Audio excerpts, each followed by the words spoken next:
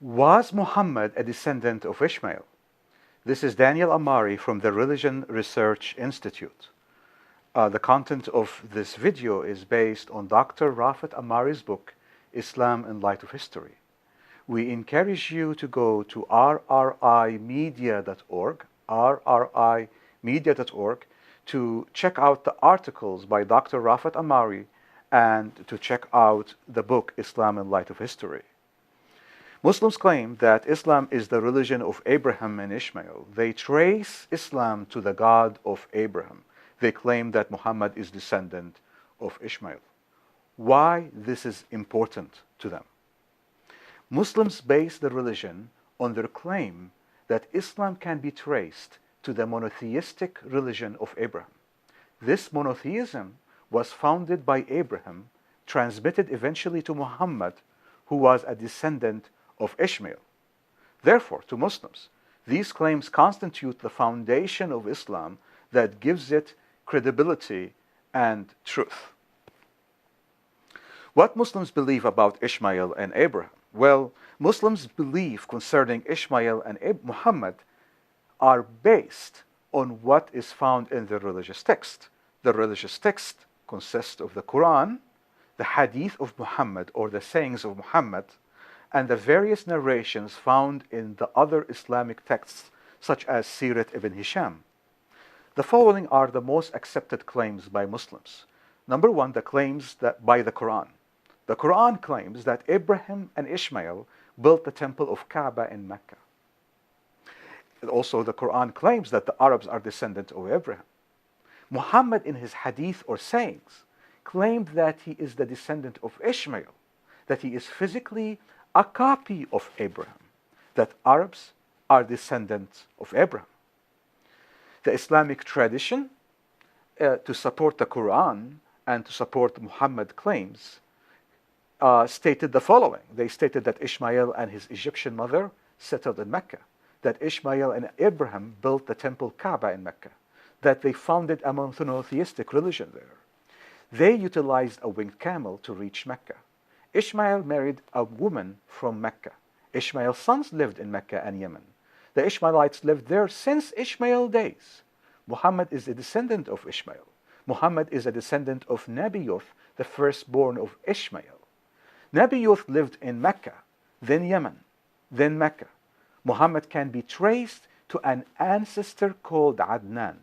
That ancestor is a descendant of Ishmael. This is part one of the series, and in this series we're going to be examining these claims from the perspective of the Bible, history, archaeology, and Islamic sources. So number one, we're going to look at biblical accounts of Ishmael and the Ishmaelites. The Bible states that Ishmael lived in the wilderness of Paran, the desert of Paran in Sinai. Paran is located in the northeastern part of Sinai, close to the southern borders of Canaan. Hagar, the mother of Ishmael, who was an Egyptian, when she fled from Abraham with her son Ishmael to the wilderness of Shur, the Lord told her that Ishmael is going to live in the presence of his brethren. His brethren, like Isaac, lived in Canaan, and Esau lived in south of Jordan, as Ishmael lived in Sinai in Paran.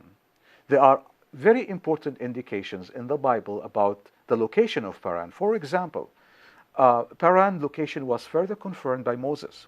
Before Moses actually wanted to go to the promised land, the land of Canaan, he sent 12 spies from the land of Paran, in Sinai, when he was about to actually go to the land of Canaan.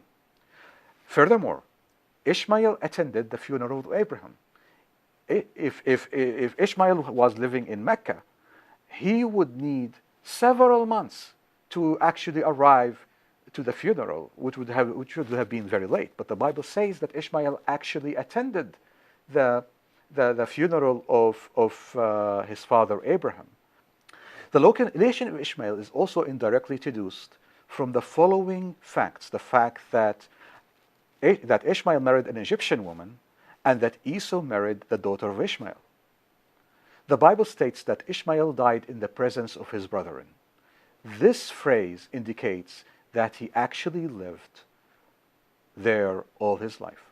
Now, one important question that people ask, didn't God promise that Ishmael is going to be a great nation?